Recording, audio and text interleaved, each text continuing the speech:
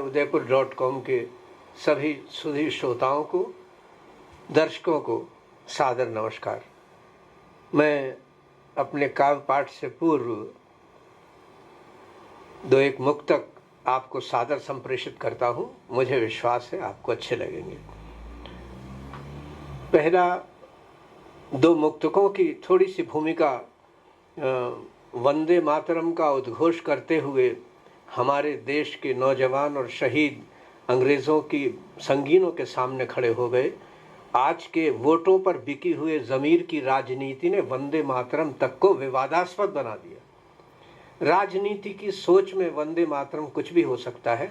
मेरे जैसे हिंदी के सबसे छोटे कवि की दृष्टि में, शब्द की साधना में वंदे मातरम क्या है, मैं मुक्तक आपको सादर भेंट करता हूँ।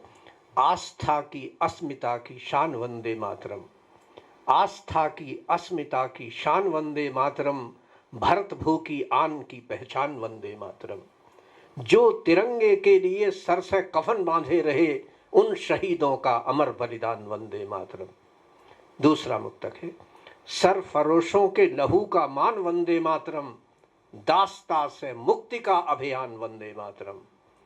जो मुदित मन सर हथेली पर लिए फांसी चढ़े, उन शहीदों का अमर यशगान वंदे मातरम।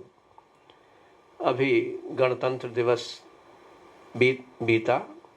मैं उस गोत्र की, उस अस्मिता के गोत्र की चार पंक्तियां पढ़ना चाहूँगा। आज़ादी वतन परस्तों की फांसी पर चढ़ी जवानी है, आज़ादी वतन परस्तों की फांसी पर चढ़ी जवानी है, जो सिद्ध कर गए गंगा की माटी कितनी बलिदानी है। माता के एक इशारे पर जांबाज कर गए कालवरण, सचमुच मेरी आज़ादी की क्या पानीदार कहानी है। सत्ता के भूखों से पूछो आज़ादी कैसे आई थी, इसकी अगवानी में जाने कितनों ने जान गंवाई थी। भारत माता ने खोया था आज़ाद हिंद का सेनानी, इसकी मेहमान नवाजी में गांधी ने गोली खाई थी। मैं इससे थोड़ा हट करके एक कविता जो मेरा मन है आपको, आप तक संप्रेषित करने का, उसको मैं कहता हूँ आज की कविता। इस दौर में उस मानसिकता की बहुत आवश्यकता है। और मैं अधिक कुछ न कह के इतना कहना चाहूँगा कि अगर ये कविता सांप्रदायिक सद्भाव की दृष्टि से किसी एक श्रोता की भी आंख अगर गीली कर सकी तो मैं समझूंगा मैंने कुछ लिखा, मैंने कुछ सुनाया। सांप्रदायिक सद्भाव की दृष्टि से इस कविता का मूल्यांकन करेंगे तो मुझे अच्छा लगेगा।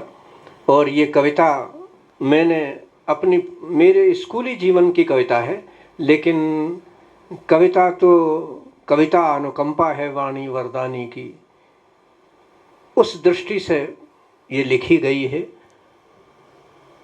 सांप्रदायिक सद्भाव और हिंदू मुस्लिम एकता